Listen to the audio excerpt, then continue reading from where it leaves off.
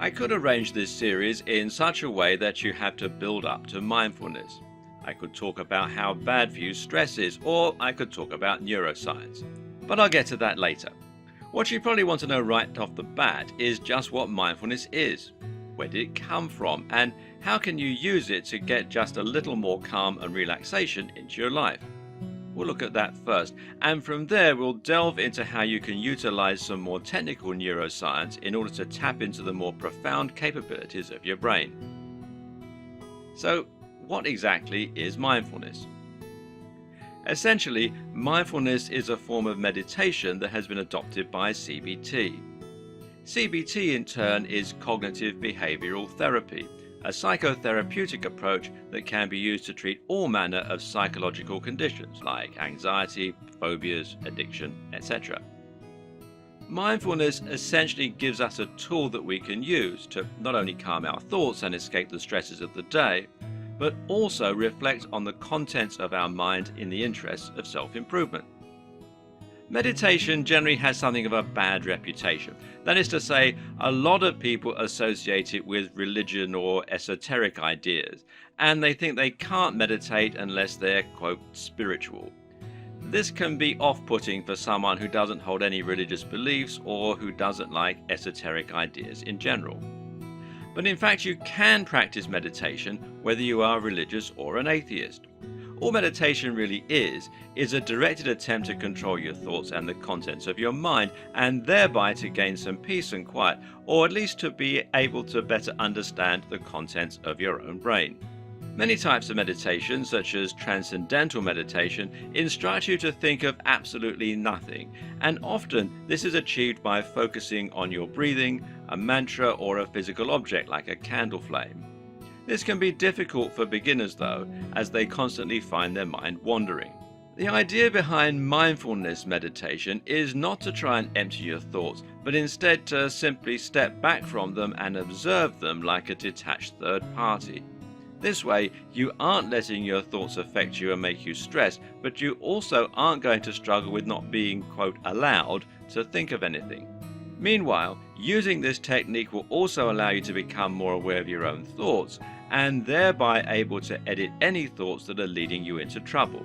For instance, if you constantly find yourself thinking about ways you could hurt yourself, you might notice that this is a bad habit and attempt to fix it.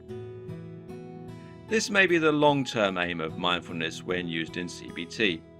In the short term, though, we are simply going to use it in order to remove ourselves from our thoughts and emotions so that we can get some calm and thereby recover, ready to tackle the day ahead. This is what mindfulness refers to in most cases, but it has also been appropriated to mean a lot more. If mindfulness means being more aware of your thoughts, then it can also be applied outside of meditation and to the way that you go about your day. In this case, mindfulness simply means being mindful of what you're focusing on and what you're thinking about at any given point. This is very useful because very often you'll find that your mind isn't perhaps where it should be. For example, if you're walking through a beautiful scenic woodland but you're thinking about work, then as far as your body is concerned, you may as well be at work. In this case, mindfulness can be used simply to make yourself more aware of where you are and to actually focus on what's around you. That means feeling the breeze on your skin, looking at the beautiful flowers and smelling the fresh air. When you do all that, you'll benefit much more from the experience. Likewise, you can use mindfulness to direct your attention to all manner of other things. For example, your physical sensations. Often, we aren't aware of just how we're sitting or how we're standing or how we're feeling. Take a moment right now to reflect on this. How comfortable are you at the moment? Does any part of your body hurt? If you're sitting down, then where is most pressure on you? Can you feel your clothes against your body? A watch maybe? How warm are you? Are you leaning more to one side? This kind of mindfulness can be useful if you want to try and fix your posture, but also if you want to improve your abilities in sports or just move more efficiently. Being more mindful of the way you speak can meanwhile help you to speak more eloquently, to stop using derogatory words, to stop swearing, or to change the whole way that people perceive you. For example, if you want to sound more intelligent, then you can simply try using bigger words or speaking a little more slowly. You can also use mindfulness to be happier in everyday life. Try to stop letting negative emotions affect you by identifying them as temporary and destructive. You can simply notice that you're getting angry and acknowledge that your thoughts will be tainted by that. With practice, this can make you a much calmer and much happier person. But what do you find when you try to do this? In all likelihood, you find that you forget.